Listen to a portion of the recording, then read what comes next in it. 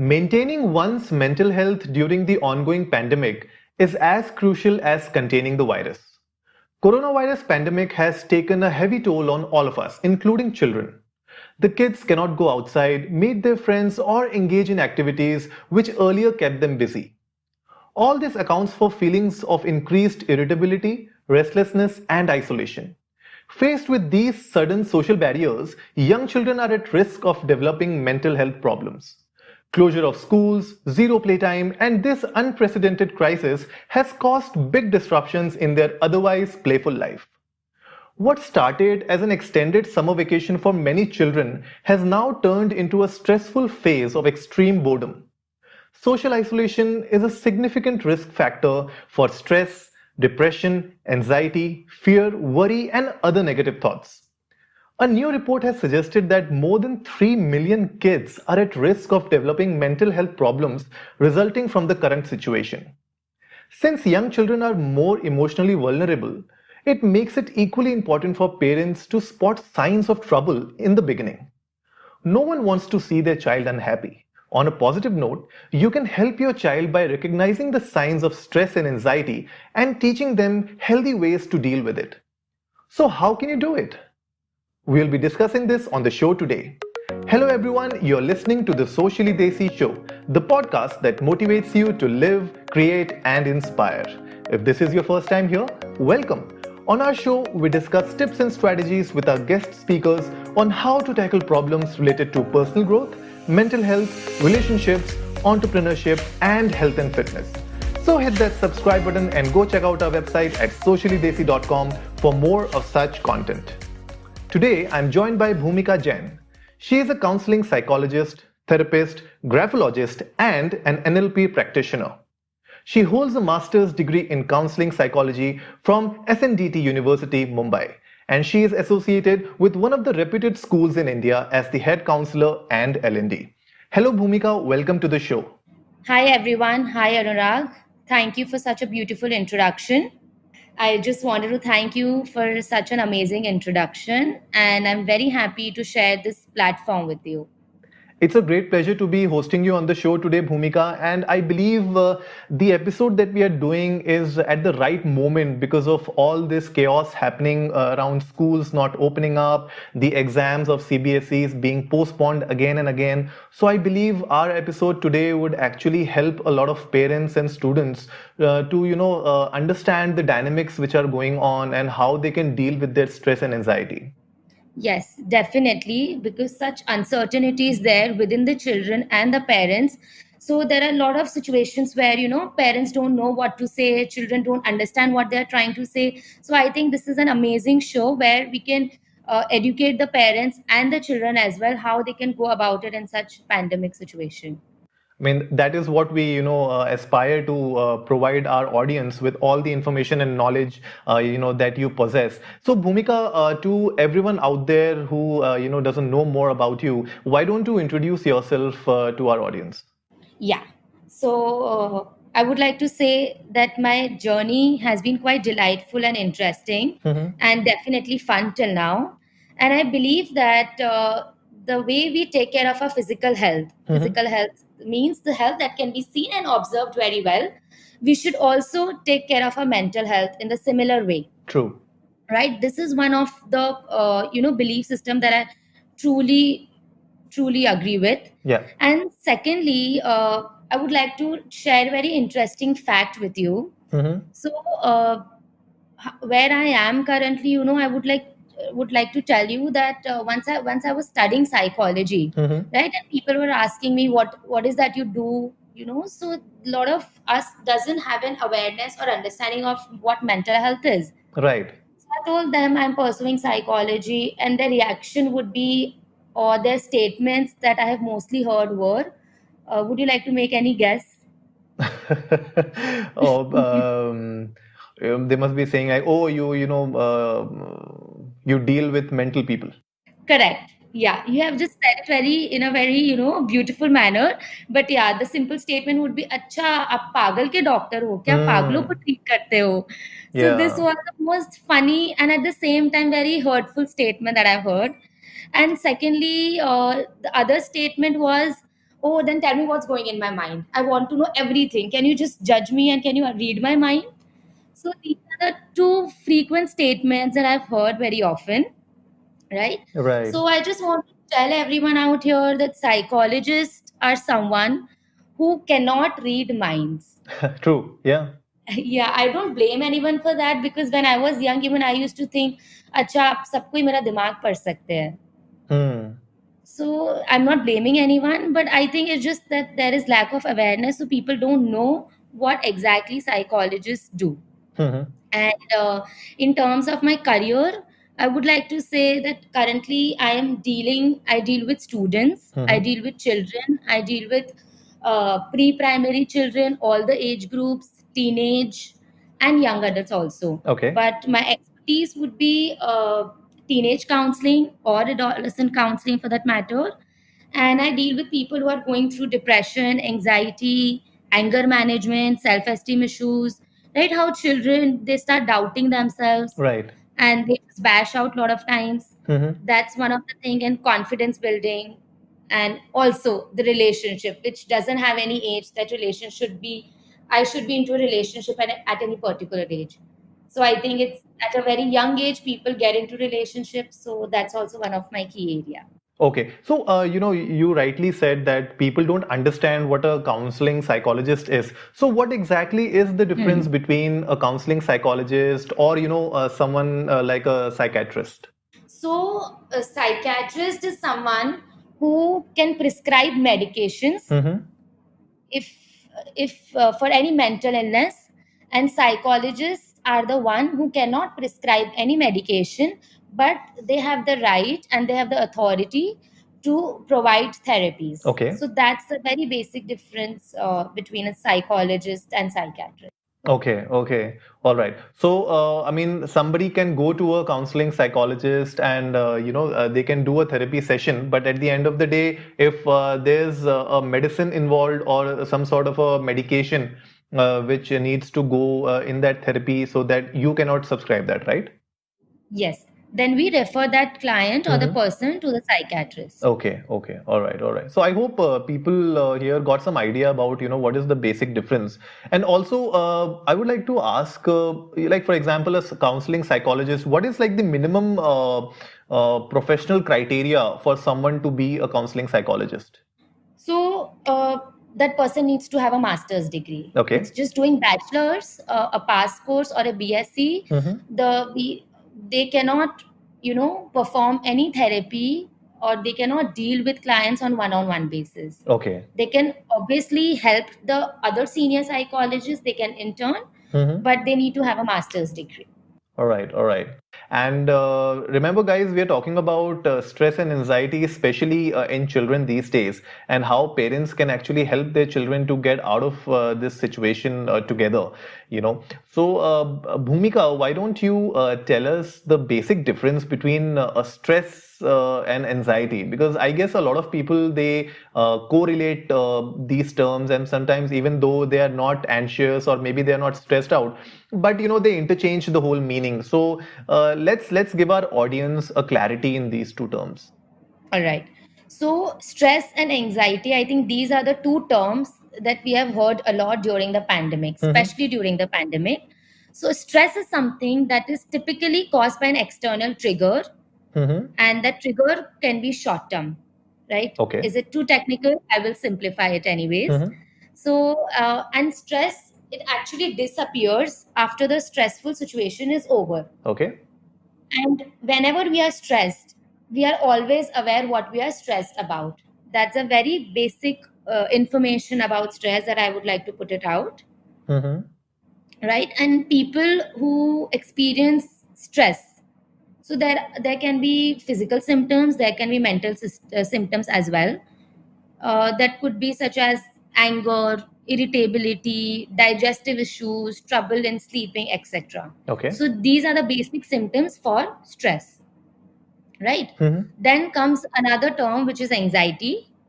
So anxiety is something that is not always easy to figure out. Okay, so for example, if I am getting stressed that I have an exam that Mm-hmm. I need to give tomorrow, Once I'm done with my exam and the examination is over, I will not be stressed anymore because I can see that my physics paper is over. Right. But if I have anxiety, so whenever any kind of exams I go through, I will always feel anxious, whether the exam is done or it is about to happen. Acha, okay. So anxiety is something, it is about the worries. We have excessive worrying, we have fears, and it is about something that has not happened in reality. Okay. That does not even exist. And we get anxious about just thinking over that thought. Okay. Yeah, so this is what about anxiety is. So stress is basically something like, for example, a very good example of exams. Like if I'm having an exam, let's say I'm scared of maths. Yeah. So I mean, if I have a maths exam tomorrow, I'll be sweating like hell. Okay, before the exam. So that comes under stress, or does it come under anxiety? That comes under anxiety because you just said that I'm scared, which is fear. Okay. So when you have some kind of fear about something which is not again happening in reality, and you have having trouble because you're sweating, so these are again, there are another set of symptoms for anxiety as well. So there is muscle tension and again difficulty in concentrating and sweaty palms, or it could be dry throat. Okay. And you could just your face could become pale. So these are the things that when we talk about anxiety. And so anxiety is something which is long term, or is it also a short term problem? So it's both. It could be short term and long term as well. But if it is affecting with our day to day functioning, right? And if we have trouble in every basic things that we do in our lives, for example, I feel anxious about exams. But exams are no more. In the next 1 month, I see I don't have any exams. Okay. But still, just the thought of it. For example, I have a test, and it's very similar to exam for me. So just thinking about that, oh my God, next month I'm going to have a test. Because of that, I can feel anxious. Right. So it depends if it is affecting in day-to-day life. For example, for a month, I've only been thinking about it, and and it's affecting my friendship life. It's affecting my other subjects as well. I'm not able to perform. I'm not able to eat. So that is the time it could affect in long term. And what are the early signs, of stress and anxiety that generally can be seen in kids? Early signs would be sudden change in the behavioral patterns. For example, now we know that children are at home, parents are also at home. And if parents observe and they see that the child previously was very cheerful and used to jump around all the time, but all of a sudden the child has become very quiet, aloof, and not being a part of the family discussions. So that is one of the signs that we need to be careful as parents. They need to be careful that this could be the signs of stress or anxiety. Okay. Yeah. Then there are other signs as well, such as eating or sleeping habits. So there is a possibility that once we don't feel like eating, or we skip our meals, or we are not able to sleep properly. But if these things happen quite often, and we are not able to, we are just skipping meals, we as in the children are skipping meals, or they're having nightmares, or they are unable to, or they tend to overeat, Right. or eat less. So in this case, parents need to keep a track of their sleeping or eating habits. And if they see any drastic changes, so that is the time parents need to be careful that this could be one of the signs that child is getting affected through stress or being anxious. True. Yeah. Yeah. So then there are other signs as well. A lot of times we have heard this, and we have also seen that I'm eating everything, I'm eating a normal food, right? And I'm not eating anything from out, and I've not been exposed to unhealthy environment. Then also I'm falling sick again and again. Okay. My stomach is paining, or I'm having frequent headaches, and my stomach is creating a problem for me. So this is also one of the signs that the child can be stressed or anxious about certain things. That means the child is getting sick more often. Right. True. Yeah. And then there is emotional burst out, which means, the child has started throwing a lot of mood swings, frequent mood swings, or there is throwing tantrums or being very physical, physically aggressive, hitting all the time. The child is found hitting. So these are one of the signs that we need to be careful and we need to watch out. And how relevant are these in kids? I mean, because see, most of the problems that we are discussing, parents might feel that, oh, this kind of problems my child often goes through. So they might ignore these kind of problems. Like, for example, being aggressive. Like, a lot of parents, they feel that, oh, their kid is small, so he's just, being aggressive with the other child in the house, his brother or sister. So they might ignore that. So how relevant is this in the kids? So what happens is when we need to observe with our own child's behavior. For example, if the child doesn't resort to hitting the younger sibling, but all of a sudden, if you see the behavioral change, and I'm not talking about say 2 days or 3 days, but it's happening for 2 to 3 weeks. Yeah. So that is the time it's about concern, and we need to take the appropriate measures.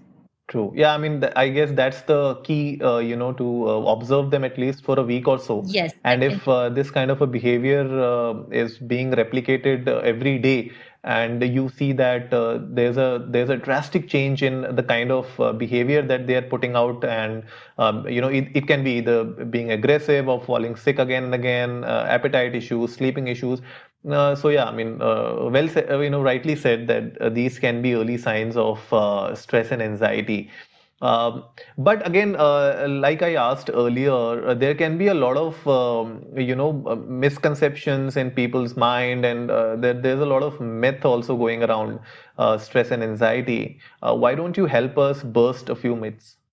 So starting with the myth, as in, so there is very popular statement, right, about stress, that stress is same from everyone. And if you go and tell your friend, suppose I have a friend who is in 9th standard and I'm in 8th standard. So I go and tell my friend, I've been really stressed about something. Then if we go and tell our parents about it, so parents would be like, it's fine, it's okay. I'm not targeting any parents, but just on my observation I'm saying it. So they would just end up saying, it's okay, just chill out, stress is same for everyone. So I want to say that stress is not same for everyone. There is a higher possibility that one child can have stress about being home all day, and the other child at the same time can feel very happy about it. True, yeah. Yeah. And other example would be, suppose one in the classroom also we have seen that one child is given that sit down over here and you have to complete the work. So that child again, oh my god, I have to sit here and do my work, this is so stressful, I just want to go out, I can't sit here. And for the other child, on the other hand, it could be you have to go out and do some submissions, but that child would prefer to sit in the class at one place. Yeah. So what I'm trying to say here is, for someone sitting at one place would be stressful, whereas for the other person's, roaming around and walking, that situation could be stressful. True. And we have seen this especially in Indian families, typical Indian families where parents sometimes feel that if this is not happening to the neighbor's kid, then why is it happening to my kid? Yes. So they'll feel that you don't have to worry about it. Why are you feeling this way? Look at him, he's not feeling that way. Look at his marks, he's getting that much. Why aren't you getting it? Look at his child, he plays cricket. Why don't you go out and play cricket? So I guess this is also one of the mentality issue with our families, that they don't consider the uniqueness of each child, and so You're exactly on point. yeah. So stress again, I believe, is rightly said that it's unique for everyone. So every parent should actually keep a closer eye as to what exactly is going on in their child's mind and try to figure it out, rather than just putting it in a journal bucket and saying that, oh, it'll be all right, don't worry about it. The other child, the other kids are doing this. Why don't you do that? Try this, try that. So a lot of experimentation needs to be stopped. Yes, because at the end of the day, stress is not same for everyone. True. Yeah. And there was another thing that I could think of, which is, and I've seen a lot by myself, and as well as it is done in school settings, or it is done within the home environment, that when we are at social gatherings, when children have to meet someone, say the extended family members, or they are going out with their friends. So for some people, I've seen that meeting friends or making friends could be difficult. Yeah. But for some of us, it could be very easy. True. So that's how the comparison starts. That, see, your brother is so that your brother can go and talk to him. Why can't you go and talk to him? So well said, that stress is not same for everyone, and the conversation that we are using, that also needs to be taken care of. True. Yeah. So another thing is that we have heard that stress is always bad for you. Do you agree with this statement? I would like to ask you. Stress is bad. I guess in few situations, yes. Okay, in few situations, all right. So stress is not bad to a certain extent, because there is something known as eustress, which helps us to perform better, and it produces positive feelings of excitement or well-being. Okay. So, for example, uh, if students did not have exams, right, would they actually be sitting at home and studying? I don't think so. Nobody would be Exactly. studying. No one. I think 0.1% out of children would be, but 99.99, I can say with confidence that if no exams, we wouldn't be studying. True.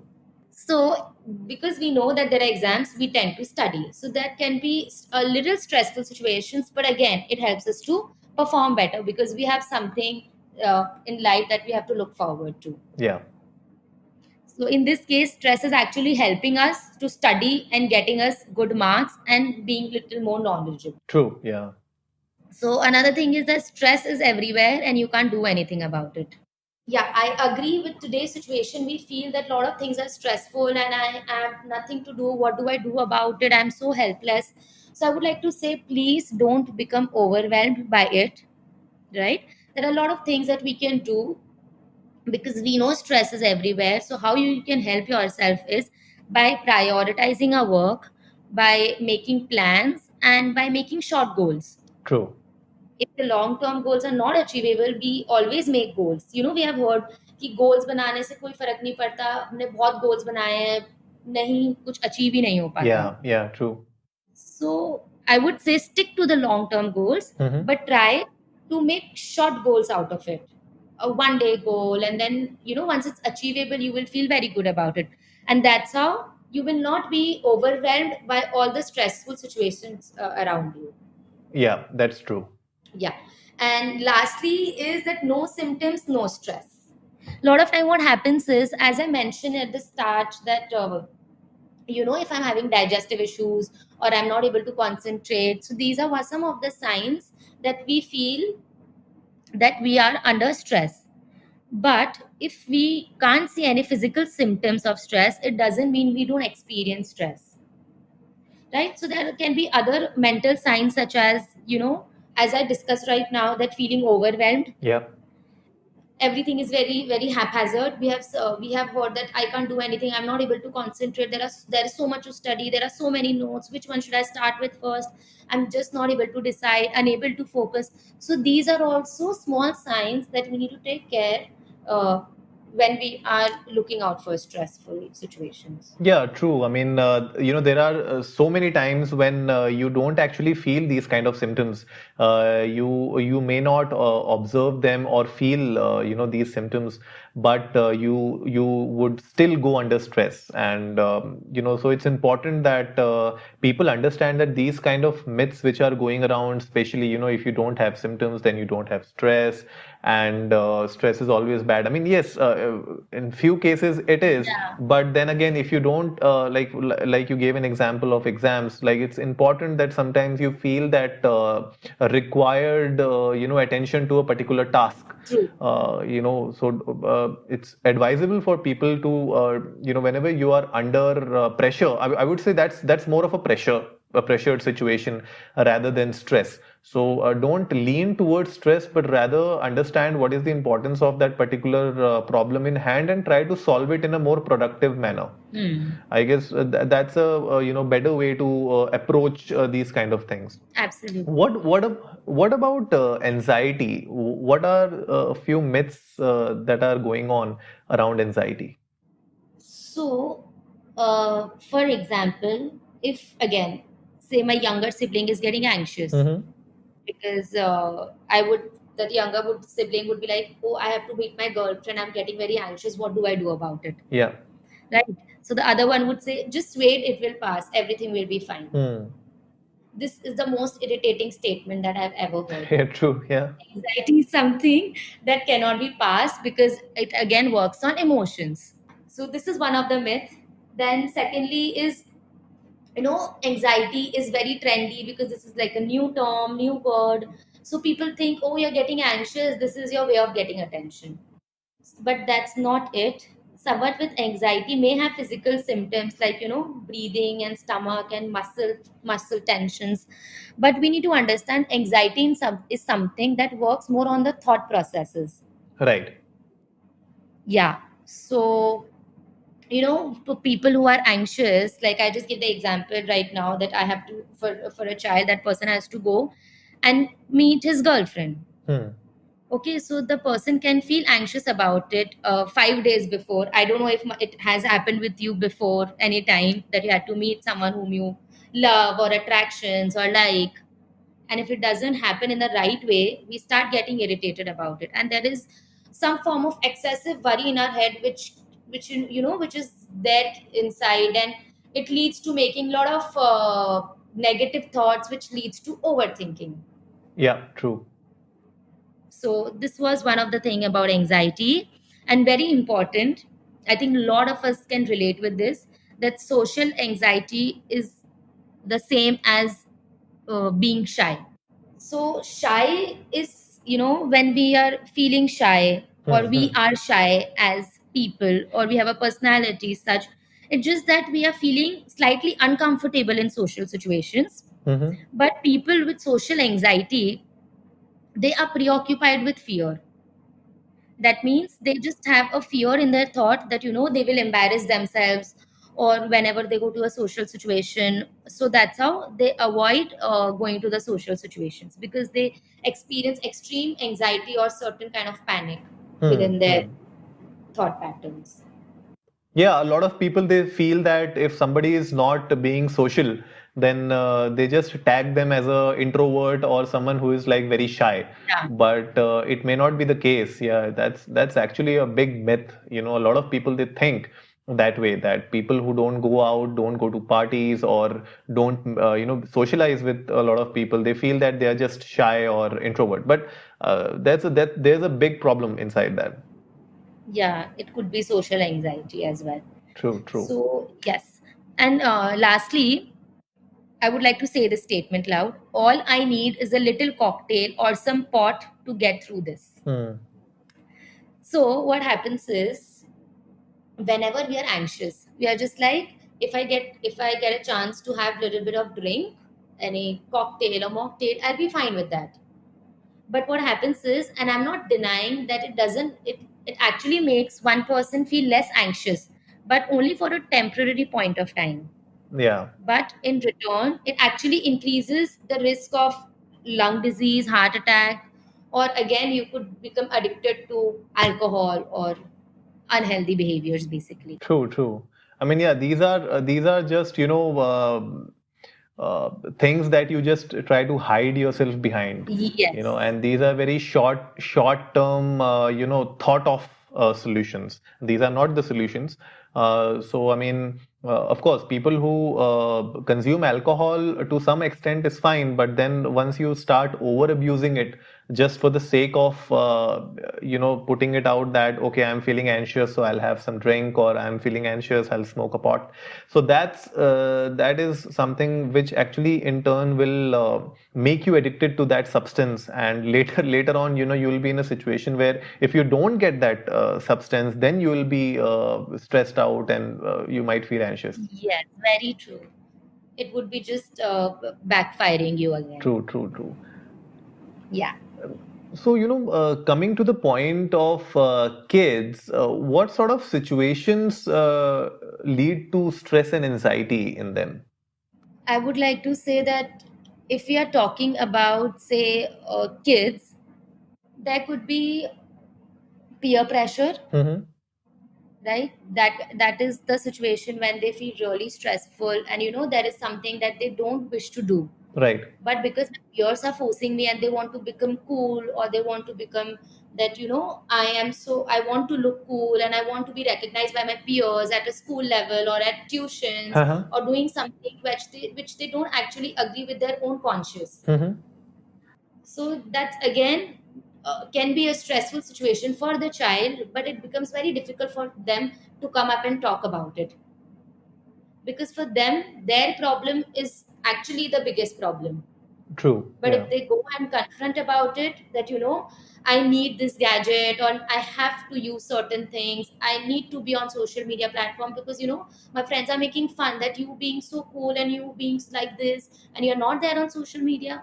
So just to prove to our friends, we have to be in a certain way. But again, in this kind of situations, parent might not understand, but it's again a very big problem for children because it makes them really stressful. True. True. Yeah. And then there are other things, relationships, Mm-hmm. because what I've observed out of my personal experience also in earlier times, I would say 5 years down the line, it was in 10th grade or in 11th grade that the students used to come into relationships. Yeah. But now it's 6th or 7th standards. Trust me, by the time they're in 4th, 5th and 6th, they understand what is attraction. They understand the bodily changes, what girls and boys go through, and by 7th they start forming into one. True. Yeah. I mean, and also, I believe, when it comes to relationships, it's also the friend circle, which gets involved in a lot of stress and anxiety related issues.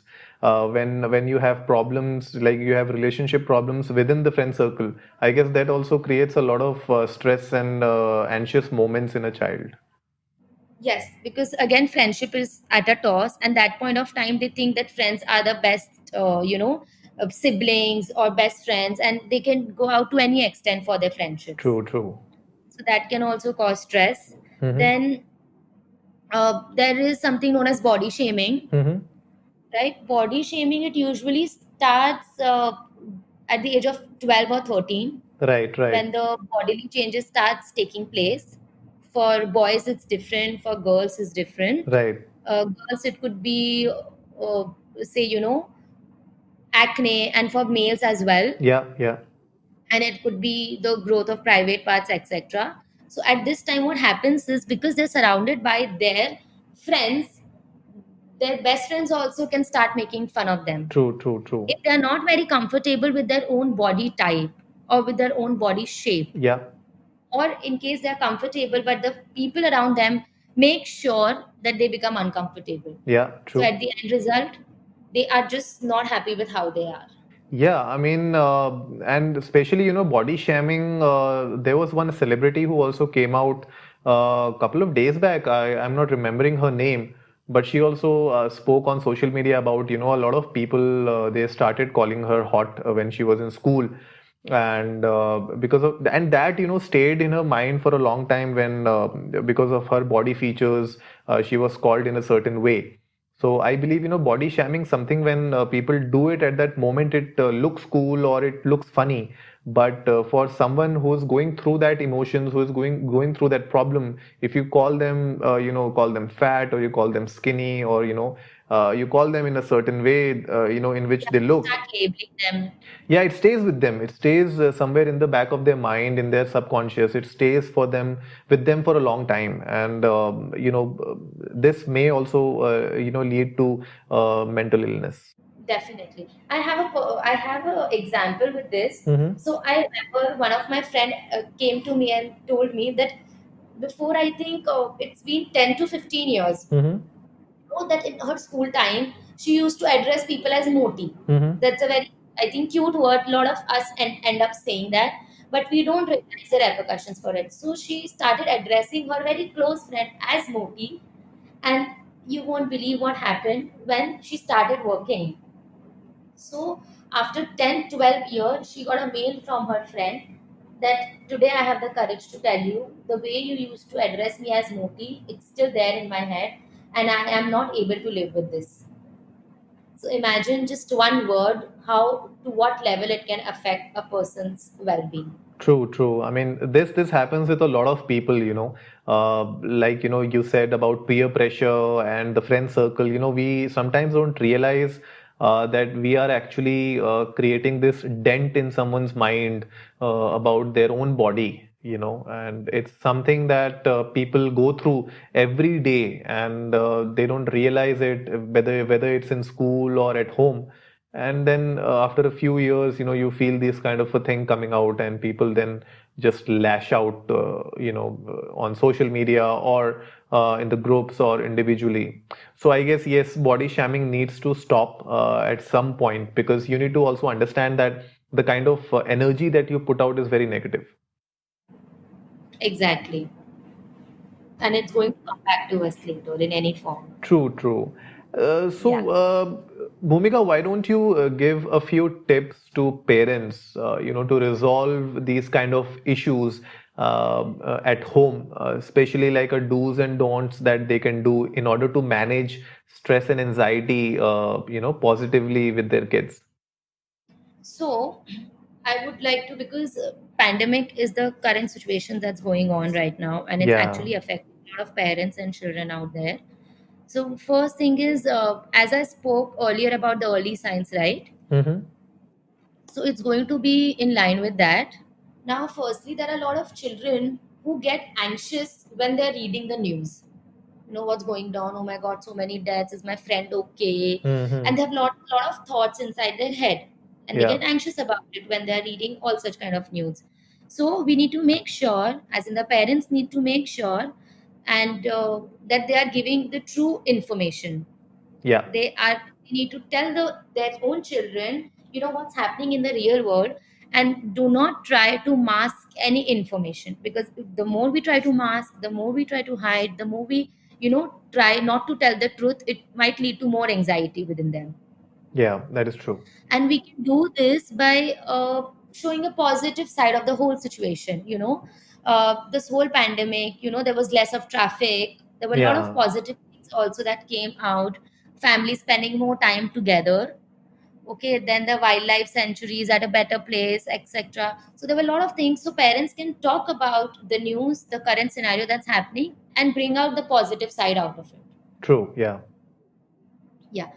Then secondly, we need to make sure that parents need to actually make sure that they allow their children to stay connected with their friends, their extended families, Mm-hmm. and do not restrict or lay any kind of rules, and make sure that the communication is happening at the right point of time. Because the more we try to stop, and the more we try to make rules for our children, that do not talk to your friends, do not do this, do not do that, again it will lead to more of anxiety within the child. Yeah. True, true.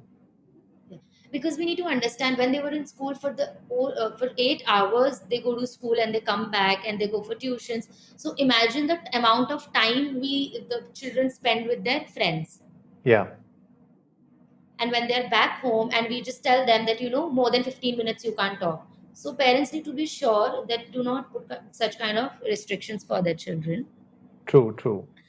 Then there is something known as academic freedom, Mm-hmm. which means do not pressurize your child academically. Right.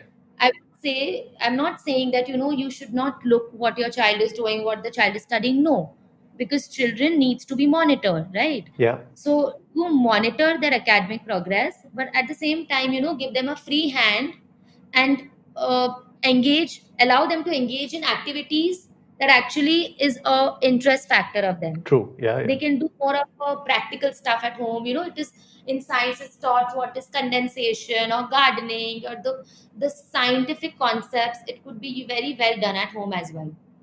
No, that is well said, because I have a friend who has a daughter, young daughter, and the one good thing that he's doing currently at home is that all his his daughter's assignments. So basically, the schools are now running through their online medium. Yeah. So they give a lot of homework, right? So these kind of homeworks, what he does is he um, uh, you know. Converts them into small assignments, which are like very practical. So they'll make some sort of a game out of it, or they'll create some activity that they can do together in order to complete that homework that was given. So I guess that's a very good way of engaging your kids in activities that won't bore them, and at the end of the day will make sure that the homework is also done. Yeah. So the learning is also fun. Yeah, And true. children will not have any problem studying at home. True. And those theoretical work that they were doing, right, it gets converted into a more practical and fun learning experience. So I believe, these kind of activities, if more and more parents can adopt, of course, it takes a bit of effort from your end also, because you'll have to leave your work and then engage with your kids. But I guess this is right for them as well as for you to, get out of that monotonous life and do something which is new and refreshing. Yeah, because the parents and children, they have to make a combined effort. Yeah, true. Then there's another thing, me time for children. I would say here, parents should give their regular do's and don'ts, but we need to make sure that they give it with little flexibility, Yeah. and let the children learn and experience by taking their own time. True, true. As you also explained with one of the example that your friend is doing currently. So I guess that's the best way, because the child is also given the freedom. Yeah. The child is also given the experience, Mm-hmm. and the child has a free thought process. True, yeah. So the child is making mistakes and learning at the same time. And we also need to make sure that parents, if they are making mistakes, if children are making mistakes, parents shouldn't shout at them. Yeah, true. Otherwise what's going to happen, when they make mistakes, the parents are shouting, they will not be taking any kind of risk, or they won't be experimenting, they wouldn't think out of their box. True, true. Yeah. So that's also something that is very, very important, that parents need to take care of. And other things would be, encourage your child to talk more about their emotions and feelings. Mm-hmm.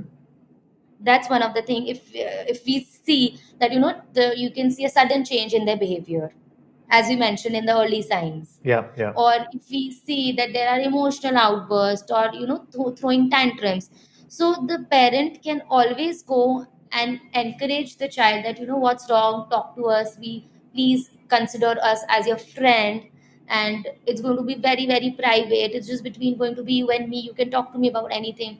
So all the time children might not be in a position to just go and open up what their feelings are. Parents from their end will have to put a little extra effort in order to make sure that the child comes and open up their feelings. True, true. It's really important, because if you become like a Hitler and you're always on top of your child, that okay, tell me what's wrong, what's wrong, what's wrong. Your child is going to suppress all these feelings and all these problems inside. Yes. And for a long time that child would feel some sort of a problem, and they will always be conscious about what to say and what not to say. So, it's always good, like you said, to reach out to your children in a friendly manner, and also give them space, so that you don't, get on top of their head and keep asking for the explanations, or ask them to, reveal whatever it is. Give them time, ask them, and be more friendly, because at the end of the day, you both are locked in the same house for 24 hours. So you need to make sure that the communication is more friendly rather than, a parent and a child conversation. True. And there's one more thing, that, if parents feel that they have overreacted with their child, Mm-hmm. or they were shouting at their child for no reason, Mm-hmm. there is no harm of going and, feeling sorry about it. They can always go and apologize to their child that I'm sorry for what I did, the way I reacted, and I will make sure that I will not do it next time. Yeah, yeah. And in this kind of situations, parents take it for granted. अच्छा मेरा ही बच्चा है ना, समझ जाएगा, Mm-hmm. समझ जाएगा, पर आप जब तक नहीं समझाओगे, हो सकता है वो नहीं समझे. True, true. So I guess communication is the key for all the happy outcomes. Yeah, that is rightly said. Unless you communicate in the right way with your child, the child will never be able to open up freely. And at the end of the day, that's the whole exercise all about. You want the child to be free. You want the child to be emotionally open to you, so that you can always, catch these early signs of stress and anxiety in your child and help them in whatever way you can. But I believe, Bhumika, that this time, this lockdown period and this unlock, we are already in the fourth month of this whole situation. Yeah. Parents must be, themselves going through a lot of issues with this whole work from home situation happening. Yeah. So, what is something that parents can do, especially when they are working from home? So I have very specific suggestion over here Mm-hmm. that they can actually inculcate in their day-to-day activities or life, Mm-hmm. which is when parents are around, children will have a natural way of expecting some kind of attention. Right. For children, they used to go to school, they used to come back, mother or father, whoever, would be Mm-hmm. very happy and would greet them very nicely. How was your day? Did you have your tiffin? And talking to them, asking about them, how their day was. Yeah. And then father or mother coming home by the end of the day, asking everything, did you do your homework? So we used to keep our check time on time to time. True. True. But during lockdown, if the child is there 24/7 with me or within the same surrounding, it doesn't mean you will not ask the child or you will not pay attention or you will reduce the amount of paying attention you used to do before. Mm-hmm. So I would say, please give attention to your child. That's what they need. That's what they want, and nothing else beyond that. And obviously, in a positive way. And also, because children, they don't understand what conferences are. They don't understand that I have video calls going on. I have a meeting online. They don't understand all of this. Yeah. So for them, it's how it was before. They think, अच्छा मेरे पापा phone पे लगता है friend से बात कर रहे होंगे, मेरी मम्मा फोन पे अच्छा हो सकता है बहुत टाइम से बात नहीं उनकी बात कर रहे होंगे. True. So that's what it is for them. So we need to make them understand what it is. And if in the middle of a video call or a conference or a meeting, if child is approaching you, you can always just say hi, mute for a second, just ask them how are you and smile. Yeah. Trust me, child will not disturb you for more than a minute. It's actually important that especially if you have a young child at home, they don't understand what a video conference is. So of course, if you're working at home and you have a few video calls happening or some sort of a work which is happening with your team, one way to do is that make sure that your room is locked. And you can always lock your room, or if you have a study, make sure that you lock your study. And even though let's say your child walks in, it's always good to just smile, yeah. And I believe that everyone on the video call would understand, because everyone themselves are at home. So even if you want, you can always ask your kid to say hi to everyone on the video call, and introduce. That's actually fun. Yeah, introduce your child to everyone on the video call, say hi, he's my child, blah blah blah, and just have a good laugh about it. And then your child will also be happy. He'll understand that, okay, dad was doing something, and okay, fine, he introduced me to his friends, and now I'll go out and let him do his work. So Yes, it's more about being positive. And the other scenario is, if the child walks in and you just look at him in a very angry manner, and you shout out that go out, don't how did you enter the room, and all those things, this might give a very negative impact on the child's mind, because he doesn't understand what happened, because he Yes, just walked in the room and you shouted at him for no reason, right? To him it was for no reason. So it's important that the kind of behavior that you put out at home will also stay with the child for a long time. So they are basically mimicking you, right? A child mimics a parent. well said. So at the end of the day, if you behave in a certain manner, your child is going to replicate that in his own behavior. Yeah, and it's going to happen because that's very natural. Whatever you do, your child learns the most by observing. True. That is So true. yes. So, when we talk about kids, are there any difference in stress level among kids and as compared to teenagers?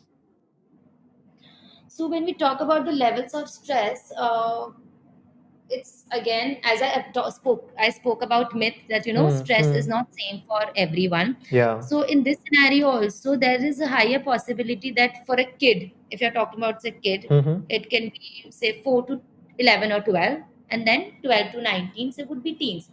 So there is possibility that kid is facing higher levels of stress as compared to a teen, Okay. Interesting. depending on what kind of situation it is. And it is very much possible that teens are going through lower levels of stress as compared to the kids. Okay.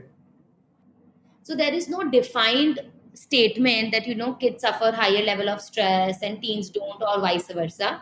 It actually depends how children take in and how when are they able to cope up with that. True. True. Yeah. And the situation for kids that I've not discussed before is due to what situations could kids could face, be stressed or be anxious about, which is arrival of a new sibling. Yeah.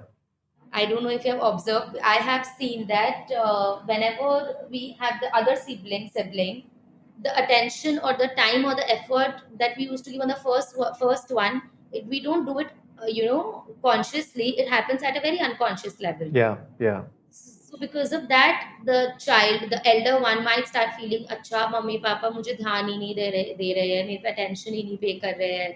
They are not buying me the toys. They are not making me eat. Yeah. So Yeah. that would be stressful for a very young child, and that child even doesn't know what's going in his or her head.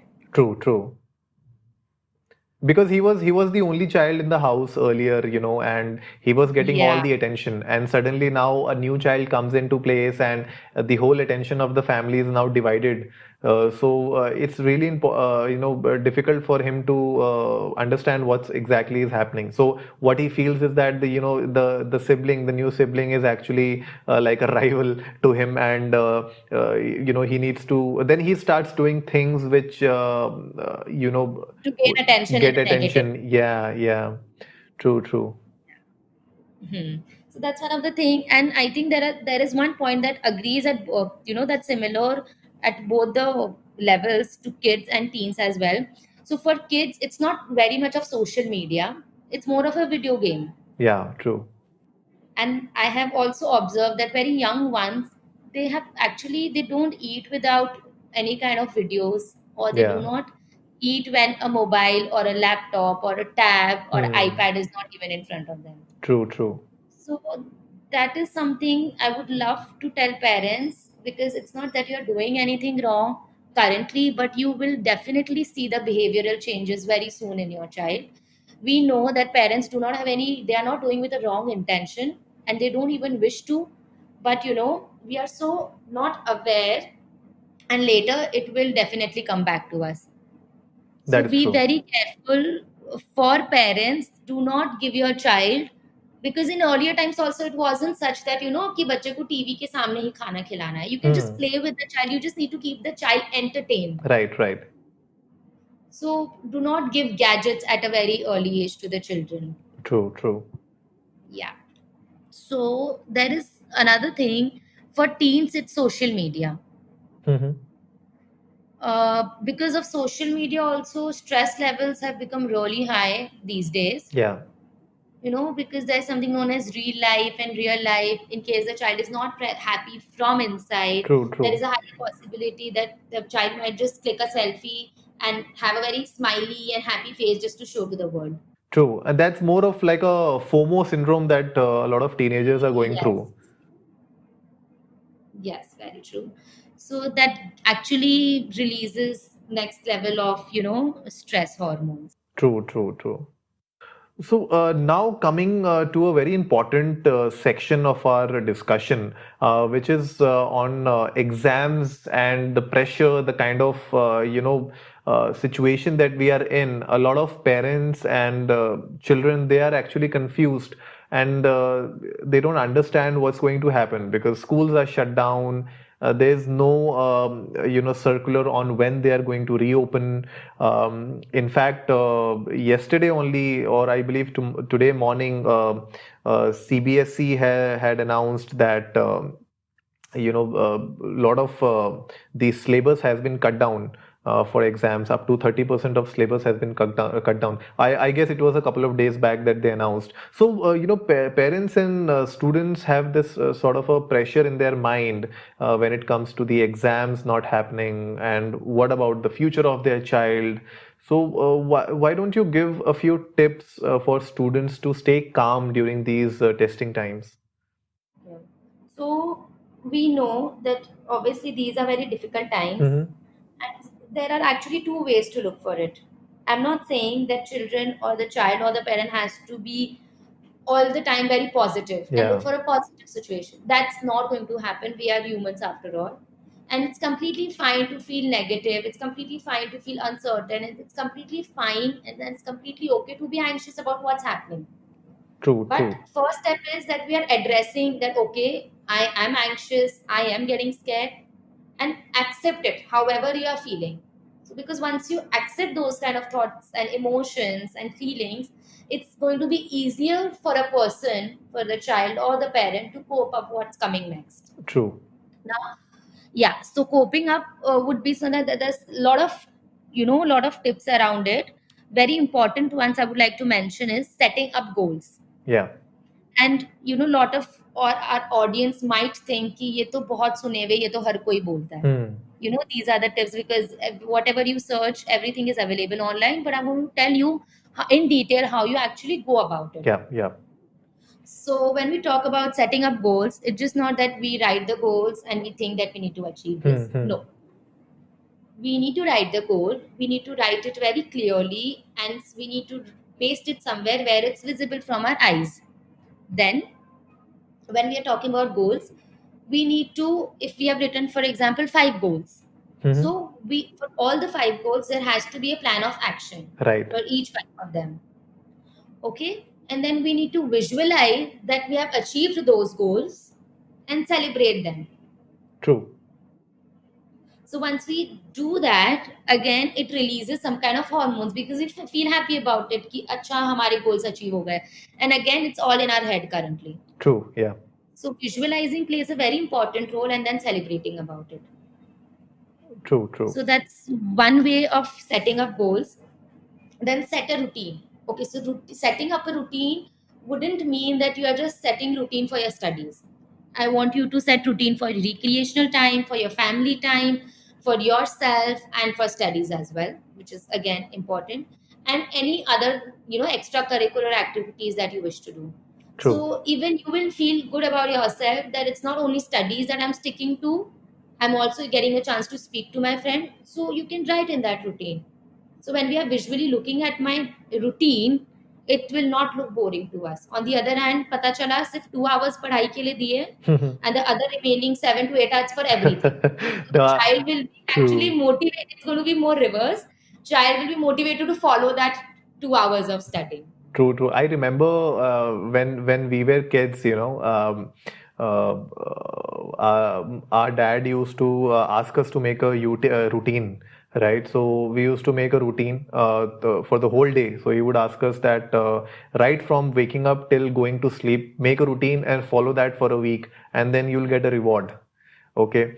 So we used to, so this situation that you said, right? Exactly, that's what we did. What we did was we made like a 2 or 3 hour planner for work, so for studies, and for rest of those 8-10 hours were all about either we are sleeping, either we are eating, we are going out and playing, we are doing something or the other.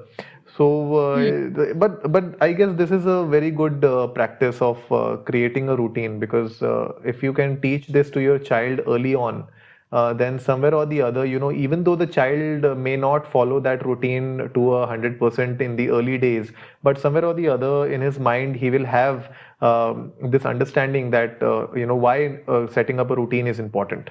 And sooner or later, he would definitely follow that and, get his, especially like his time management in place. Yeah. But coming back to you, So how did your dad react after seeing your routine where it included only 2 to 3 hours of studying? Oh God. So first time when he saw that routine, he was like, What is this? Where's the study time in this? Yeah. So I gave you 24 hours. Out of 24 hours, you're gonna study two hours. So this especially used to happen during our summer vacations.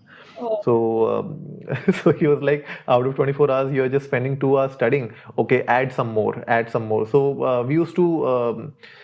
He used to make us, revise the whole planner again and again until there's a substantial amount of, studies and homeworks and whatever. I mean, as long as it's somewhere in the range of 4 to 5 hours. hmm.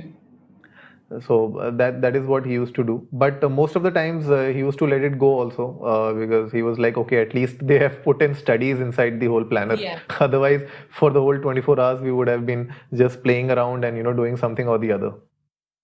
So that's what we need to make sure. Whatever routine we are setting up, it has to be flexible enough so that we can actually Yeah, follow yeah, it end of the day. true.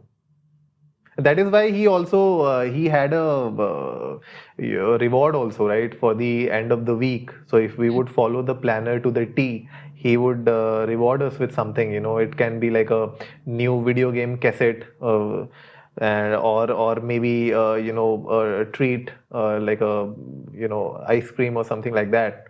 So that kept us really motivated to follow the routine. You just stole my lines. That's what I was about to say next. That you need to reward yourself because you'll feel very motivated. And yeah, video games. So now it could be, children are allowed to use 2 hours, not 2 hours, I would say 45 minutes on Instagram or use Snapchat or whatever with social media. Hmm. So that's one of the thing. Or talk to your friend, or if they like to cook, etc. So they can just reward themselves whatever they like with. And you're, yeah, definitely what you said, motivated enough, and you feel very, good about yourself. It's like a feeling good factor. That Yeah, it's an accomplishment, right? yes, a sense of great accomplishment. So it's very small but very big accomplishment for the child. Yeah. Yeah. And we need to make sure, the parents need to make sure that the child sleeps well. Okay we Mm-hmm. Feel कि exams आ रहे हैं या फिर अभी ऐसा time है अभी in between what happened was it was said that board exams are going to happen so all of a sudden there was some kind of chaos and children were getting really worried. They haven't studied for 1 month now. All of a sudden, how are they going to stick to the timetable? So they were pressurized, study full night, try to study early in the morning. But no, I would like to say that's not a very healthy way of doing it. The better you sleep, you're actually giving your mind to relax. And the mind in there, when we are sleeping, the mind is very much awake. The mind is conscious. Yeah. So till the time mind doesn't get proper time to rest, we will not be able to give up, output nicely. Sleeping True. well. And this is Hmm. this is one of the issue that I've seen with kids during these days, especially during the exam times. What they would do is the last night they would study for the whole night. They won't sleep. Yeah. And I guess this is wrong. And as parents also, we should make sure that the child is sleeping early, especially before the night of the exam. Yes. Because whatever you wanted to study, you would have studied the whole year, and the last few days are just to revise and just to take that sort of a unnecessary pressure on yourself to study that last night for 18 hours. I've seen students like literally studying for 18-20 hours a day before the exam, which is Yeah. really not at all healthy. Not at all healthy. It again gives us stresses, and then we feel our stomach is not doing well, headaches, and we are not able to perform well. And I have seen that in case if they know the whole matter and they remember all of the information, but the students do, they just blank out when they're appearing in Yeah. exams. So that's Yeah. I've seen kids puking, yeah, before the exam. I've seen them puking outside the exam center. They are so nervous, they are so under pressure because they didn't get good rest the night before, yes. and they were so much in stress. They were so much worried about the exam that I'm seeing people like students literally falling and puking before the That's a exam. So different yeah. topic altogether. Obviously it overlaps little over here, but there's something known as exam fear. So I think we'll have to have another podcast for talking about exam fear. No, no, we'll definitely do that. We need another podcast specifically for exam pressure, and especially now since these exams are getting postponed again and again, I guess students actually need to hear that, especially their parents. Yes. What about parents, like to be parents, like people who are expecting kids? What sort of anxiety and pressure are they, stress are they going through? So, firstly, I would like to say that they need to feel that they're having a wonderful body within themselves, right? Mm-hmm. They are giving birth at such uncertain times, and they should be very proud of themselves. Yeah, Instead, it's happening the other way around. We are stressing more about it, how it's going to happen, because what happens is when we are fearful, you know, we focus our mind on something negative or something scary, because of which we get more anxious. true. Yeah. So in this case, what we need to do is we need to shift that focus by being more aware of our anxiety, which means whenever in these kind of situations, there is natural tendency that we are very much attracted to the negative thoughts Mm-hmm. in our head. Okay, so we need to make sure whenever we are anxious, we should be aware of what thoughts we are getting anxious about. So actually Right. that can help us, that will help us in longer run to deal with it in a positive way. Mm-hmm. Yeah. And one thing is that sometimes we are so stressed about being very stressed. Yeah, that is also true. That's very true. And it so in this scenario, what happens is it is more harmful for the mother as compared to the baby. Hmm. So that's one of the stresses, that's one of the thoughts that the parent might go through. And another thing is that high stress during pregnancy time, it can lead to premature birth.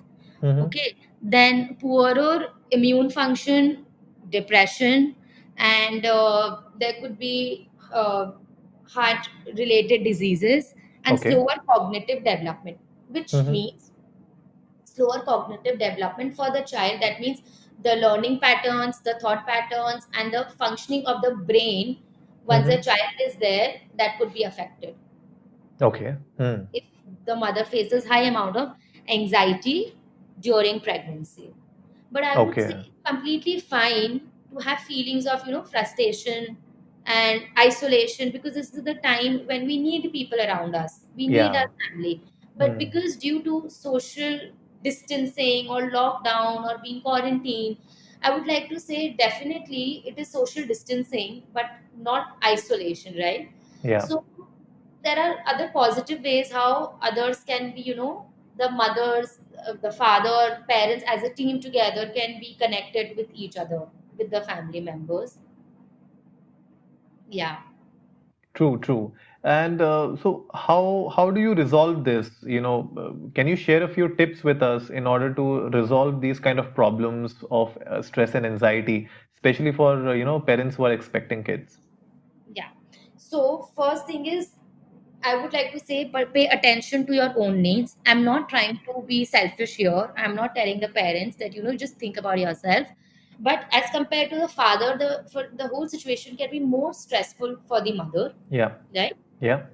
So the mother can always share the responsibility with their partner, and the mother can just relax for a while, just put the headphones on, just call up your friend, have a tea, have a good warm bath, and just feel good. Just so whatever the mother feels like doing. Yeah. True. And yeah, so that could actually be less stressful, and the mother will feel happy about it. And again, the mother can get back to what the mother was doing previously. True. Yeah.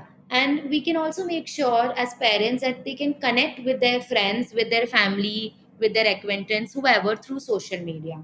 Yeah. Because what happens is when their set of friends who are also, about to become parents, when they share their own set of problems with others, the other people might also be sharing some sort of problems with them. True. Yeah. So what happens in this kind of situation is you actually get an insight for your own issues that you are facing. So the more you talk about it, we never know, just by talking about it, we are getting the solutions right away, because we'll feel, I'm not the only one who is going through with this. There are a lot of people out there, and when talking about it, you will feel good, and you will definitely find solutions to your issues that one is facing. That is true. Yeah. So yeah.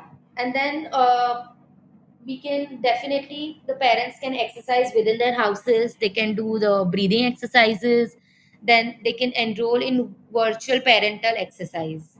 Now we know that everything is online, right? It's going to be a smart decision to accept whatever it is, instead of thinking, I wish this couldn't have happened, मुझे exercise करने का मौका मिलता, I had such kind of plans when I was I was expecting a baby. But the more we think about it, again, as I mentioned before, we will feel more stressful and anxious. True. So True. the better it is, we accept the reality, move on, and look for the new ways that's coming in, because that's actually the new normal.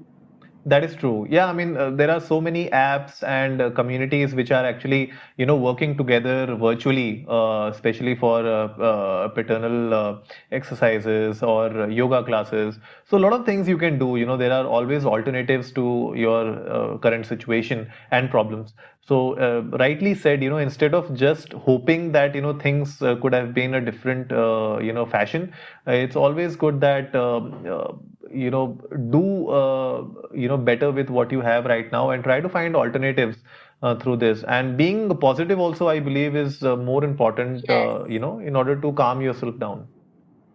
Yes, very true. The more we focus on the positive and think about the things that's going to make you calm, it will make you feel good. And other thing is that try all the soothing tricks, which means whatever is needed for the child, the baby oils, the aroma, the which gives actually good vibes, Yeah, yeah. and warming up and putting the child in, swaddling the child, etc. So that can, and you're actually being focused in the present, True. you're actually thinking what needs to be done now. So that will help you not to think about it, and at the same time we are not suppressing our thoughts, because we are making alternative plans to work on it. True. True. That is true.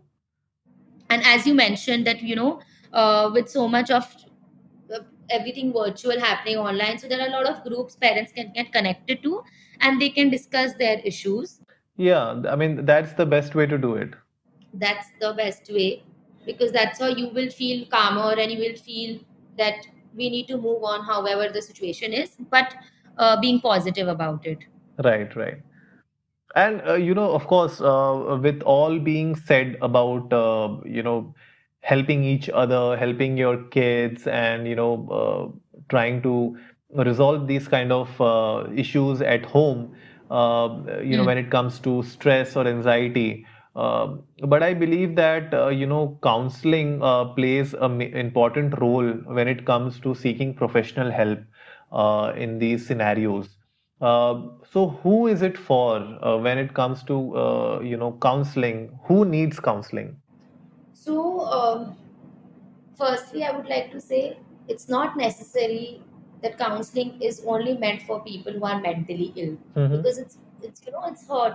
अच्छा ये पागल है तभी counsellor के पास जा रहा होगा. Mm. So that's not very true. We shouldn't agree to this. Coming back to what, when should we go for counseling, or when do we think it's the time for therapy? So if we feel, if children feel, or parents feel about their children that they're not enjoying the things that they used to enjoy before. Right. For Mm. example, you're not liking what the child used to do before. So that is the time, that those are the signs when we feel, that's like one of the signs when the parent can think about, acha, this is the time when we can actually take our child for counseling or for therapy. Right, right. If the child used to play badminton, Mm. the child used to love to play badminton, or used to play say basketball, or any, or used to go for skating, but it's just, I'm saying it's not for a day that the child denied. Favorite activity or favorite point, point of entertainment that the child had, and for continuously the child is denying for a week or so, or 2 weeks or 3 weeks. So that's the time the parents can think, that the child might need therapy. Secondly, it's not for the younger lords, but for the elder ones, I would say, if there is an increased use of substances. Again, I would like to talk about alcohol, because at a very early age, students have started, or the young adults have started trying alcohol, that there is no harm in trying, let's try it out. I would say 15, 16, or 17. And if we see that the child is, there is an increased amount of substances in any form, alcohol, smoking, etc., so that's the time that child might needs to go out to therapy. And thirdly, it would be unhealthy behavior on social media, which is, I'm very sure the parents, it would be difficult for the parents to keep a track of it, as to what kind of stuff they are following or what are they watching online. But we are always connected through our friends. True, yeah. So in this case, if the if we see that the child is uploading very not a very appropriate stuff online, or sending messages online, that he needs or she needs to seek help. So that's the time, through these signals, we need to understand that therapy might be needed. Also, which I discussed before, getting sick when doctors say they are fine. Yeah, yeah. Yeah, this is something that I've actually seen in the younger lots, when they don't wish to go to school. I have stomach ache, and when they have any sort of test or anything going on in school, or they feel that they're being bullied, a lot of other school, things that happen at school level. So if the child is falling sick again and again, but not as per the doctor, so that is the time, it's not a wise decision to go to the doctor again and again and get the test done. There is no harm, trust me, in just going to the school counselor or a therapist and just asking as to everything is okay or no. Also, there is isolation and helplessness. Okay. So the child just prefers not to talk to anyone, sudden change in the behavior, and the child feels that there's nothing good for him or her, having suicidal thoughts, or the child thinks no one loves me, and has lost interest in doing everything, not able to do schoolwork, trying the level, trying her or his level best to do the schoolwork, to be a part of the extracurricular activities going around, Yeah. but unable to do it. So I think these are the signs where or children who would need counseling. But how do you break this taboo? Because our Indian society is still, fixated in that manner, that they feel that if they take their kid to a psychologist or a psychiatrist, in that case, people might call their kid, that he's mental. And, so how do you break this kind of a society, this social taboo? So I would like to explain this particular thing with an example. As at the start, I mentioned that I believe that we need to take care of our mental health the way we take care of our physical health. Right. So I just want all the audience out there to imagine this. Now, if I am walking on the road, right, and I just fall down, and I see that my knee is hurting, okay, and I have got a lot of blood on my elbow, what is the first thing that I'm going to do? So the first thing would be, I would cry out for help. True. Yeah. And definitely the strangers, they would be there to help me, because that's blood that they are seeing. And me as an individual, or strangers for that matter, or people, if they have known people, if I have known people with me, they would help, they would take me to doctor or hospital, and very the steps are going to be very fast. And if doctor says that you need to get this test done, I would get the required test done. True. Yeah. And we are taking these kind of these decisions. Why? Because again, physical health, getting hurt, we are very scared what going to happen. I hope it doesn't leave a mark on my knee. My elbow is right, nothing has happened to my face. So everything can be seen, and we are being very careful about it. Right. Coming to mental health, it can't be seen. If I'm crying for 3 days continuously, if I'm feeling very alone, if I'm feeling very aloof, and I feel worthless. So in these kind of situations, I think it's okay. But trust me, it's not okay. If you're having such kind of thoughts, a person, I'm not saying that you can't have and you are not allowed to have such kind of thoughts. It's fine. But with the with the zest we take care of our physical health, I'm trying to make a point here, we need to be very careful of our mental health as well. And it is not something that people are going to judge out there True, true. again, because people will again want to talk whatever they wish to talk. Yeah, that is true. So we can't always rely on what people are going to say. And there's another thing. So what I've seen is, if people are okay also to go to a therapist, they feel अच्छा वो मेरे बारे में क्या सोचेंगे, Yeah, पता नहीं उनको लगेगा मेरी प्रॉब्लम्स कैसी है, these kind of thoughts they might have in their head. true, true. So people who are coming to a therapist, they need to understand that whenever therapist is listening to you, firstly, the therapist is listening with no judgment, Yeah, because that's again, I would like to say, one of the ethics.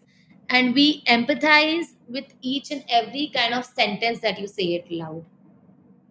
So it's not that we are going to create any kind of judgment in our head and again address the issues that one is facing. true, true. So yeah, I think if we consider these ways, people might be little relaxed to. And yeah, I would say still in some areas, more than therapy, I really feel sad about it. People are happy to go to the babas, Mm. right? They say like, अच्छा इन बाबा के पास चलते हैं, इनके पास कुछ तंत्र होगा, इनके पास कुछ magic होगा, they'll give something to wear in their hands. I mean, I just don't understand, if you're feeling conscious to go to a therapist, how can you make the judgment of going to someone who doesn't even have a professional degree or being trained in a particular field? Yeah, that's superstition. That is one another big Yes. problem in our society, that people feel that if you are going through some sort of a mental issue, then only a Baba or a tantric can actually fix you or help you out.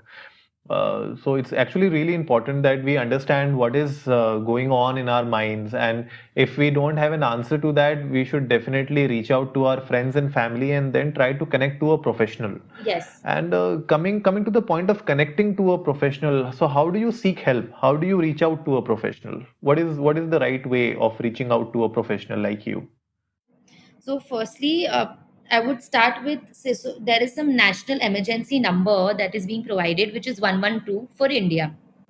And there are another set of organizations that provide confidential support and counseling, which is Asara or Vendra Vela Foundation. So these are the ones, if people have no idea how to go about it. And these are the helplines that's available, the helpline number that I just mentioned above. Yeah. And when they reach out, they are thinking, मैं क्या बोलूं, what should I say, they'll just call up and they can just keep the phone. So we also don't know, as and I completely understand, if I am also going through some mental health issue and if I feel I don't know what to talk to, I can just call you up and I can just keep the phone, because I would be so scared to even talk about it. So in this kind of scenario, I would say, if you're facing any emotional distress, that's the time you can call up. And the other person who is listening to you, that person, as I mentioned before, will listen to you with utmost empathy, care, and concern. True, true. Yeah. And what do we say? That's also again a different scenario altogether. Okay, I call up now, what do I say, how do I talk about it? Never filter your thoughts, just say what you want to say. True. That's something that I want to say, because how you put it, that's kind of problem, the problem that you're addressing, you will get the solution in a similar way. The more you filter, the more you think, oh my god, kind of a feeling, the similar kind of response a person would be getting. True. I mean, you need to be, completely without any filters when you are sitting Yes. in front of the counselor, because at the end of the day, you are there to, solve a problem that is going in your mind. So unless and until you open up your mind completely to the professional, he or she may not be able to understand the complete scenario of what is going wrong. So it's always advisable for everyone listening to our show that if you have any near or dear one who is going through some sort of a mental issue, or if you feel that they are stressed out or they are feeling anxious, if you know anyone, please reach out to a professional, or before that, reach out to them and try to understand what they are going through. and Yes. through being a good friend and a family is what matters at this point in time, because you guys are the first line of control for them, right? So you have to help them out, you have to be the listening to their problems, and then it's always advisable to reach out to a professional who can understand your problem in depth and give you advice accordingly. So Bhumika, what's your Instagram ID? Yeah. Okay. So my Instagram ID is the Desi Therapist, the Desi_therapist. That's where whoever wants to reach to a mental health professional, you all can reach out over there, and you can always feel free to DM me, or you can always leave in a mail as well. True, true. And guys, who you guys can reach out to Bhumika through her Instagram, through her email, as well as her profile will also be available on sociallydesi.com. We would be providing all her details inside our website as well. So feel free to reach out to her in any case you feel that you require any help. You can always reach out to Socially Desi as well if you want to connect with her directly. We would love to help you out. We are here to support you in every way possible. And I would also like to say this before we end the episode, that mental health is something really important for each and every one of us, and it's important that we take care of it during these unprecedented times, because these are the true testing times of our minds. And unless and until we understand what's going on with us, with our family members, with our kids, we will not be able to truly help them succeed in their future.